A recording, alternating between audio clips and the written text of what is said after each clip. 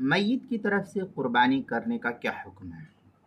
چنانچہ میت کی طرف سے قربانی کرنے کی دو صورتیں فقہا نقل کرتے ہیں۔ اگر مرنے والے نے وصیت کی تھی تو اس قربانی کے گوشت کو صدقہ کرنا ضروری ہے، گوشت مالداروں کے لیے کھانا جائز نہیں ہے۔ اور اگر میت نے قربانی کے لیے کوئی وصیت نہیں کی بلکہ ورثہ اور رشتہ داروں نے اپنی خوشی سے میت کی طرف سے قربانی کی ہے تو اس کا ثواب مالدار اور اس کا گوشت جو ہے اس کا ثواب اس میت کو ملے گا،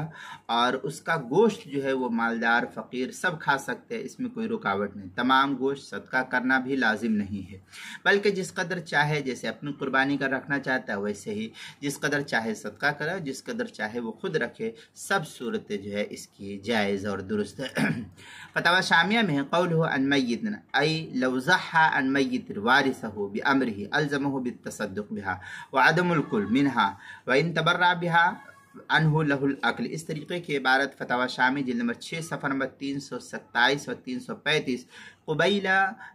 کتاب الحظر والاباحہ جو HM سعید کراچی پاکستان کا چھپا ہوا نسخہ اس کے اندر، اور قربانی کے مسائل کا انسائکلوپیڈیا اس کے حروف تہجی میم عنوان ہے میت کی طرف سے قربانی، صفحہ نمبر 166 پر اس کو نقل کیا گیا ہے۔